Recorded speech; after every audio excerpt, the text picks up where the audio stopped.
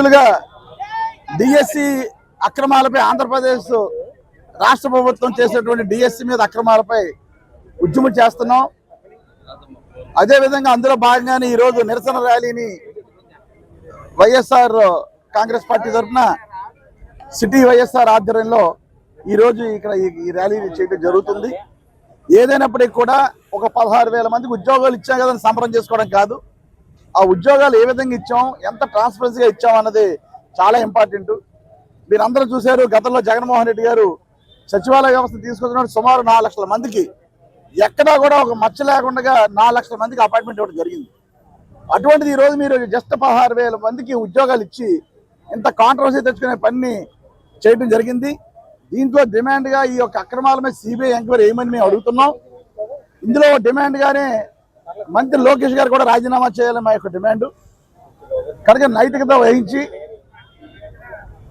రాజీనామా చేసి ఈ డిఎస్సి మీద సిబిఐ ఎంక్వైరీ వేయించుకుంటే మీకు మీరు సత్యుగులు అని చెప్పేసి నిరూపించుకోవడానికి బాగుంటుందని ఈ సందర్భంగా మేము తెలియజేస్తున్నాం. అదేవిధంగా చాలా చోట్ల ఫీజు రీయింబర్స్మెంట్ లేదని, ఏదైతే ఇప్పుడు మీరు ఇచ్చినటువంటి అక్రమాలు జరిగిన డిఎస్సిలో ఎవరైతే సభ్యులు సెలెక్ట్ అయ్యారో ఆ సెలెక్ట్ అయిన సభ్యులకు కూడా ఈరోజు సర్టిఫికెట్లు లేవు. దానికి కారణం మీరైతే ఉద్యోగం అయితే ఇచ్చారు కానీ సర్టిఫికెట్లు రాకుండా ఈరోజు కాలేజ్ యజమాని వాళ్ళు చాలా మంది సర్టిఫికెట్ ఇవ్వట్లేదు.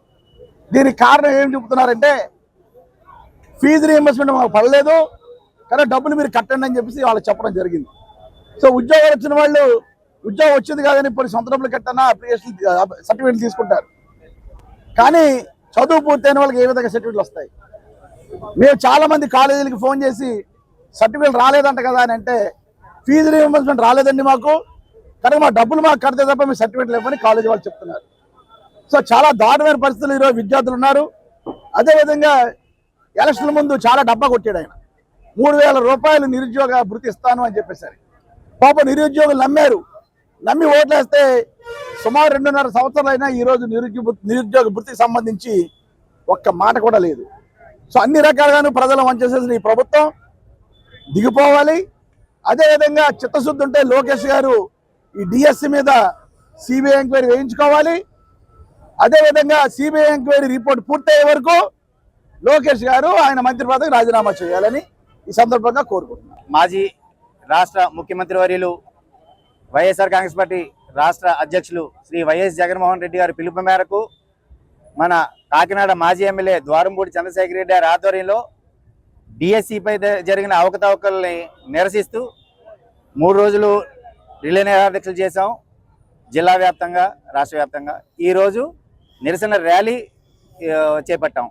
ఈ నిరసన ర్యాలీ ముఖ్య ఉద్దేశం ఏంటంటే డిఎస్సిపై జరిగిన అవకతవకలకి బాధ్యత వహిస్తూ లోకేష్ గారిని విద్యాశాఖ మంత్రిని రాజీనామా చేయాలని మేము కోరుతున్నాం. విద్యాశాఖలో జరుగుతున్న అవకతవకలు ప్రజలందరూ చూస్తూనే ఉన్నారు, గమనిస్తూనే ఉన్నారు. ఈ రోజుకి కూడా ఏ చలనం లేదు. ఇంత కూడా వాళ్ళు కనీసం ఏ ఒక్క మంత్రి వచ్చి దీని మీద తప్పేం జరగలేదని ఒక మాట కూడా చెప్పలేకపోతున్నారు. ఇటువంటి పరిస్థితుల్లో ఈ మధ్య 2 రోజుల్లోనూ డిఎస్సిలో సెలెక్ట్ అయిన వాళ్ళ చేత రీల్స్ చేయించి పెడుతున్నారు, ఏం అవినీతి జరగలేదు, ట్రాన్స్పరెంట్గా జరిగిందని. అంత జరిగింది అని అనుకుంటే అయితే మీరు డిఎస్సి అభ్యర్థులు మన లోకేష్ గారిని విద్యాశాఖ మంత్రిని సిబిఐ ఎంక్వైరీ చేయించుకోమనండి, నిజాయితీగా బయటికి రమ్మనండి. 3 పార్టీలు 6 హామీలు ఇచ్చి మొగ్గలేస్తున్నారు అవి నెరవేర్చడానికి.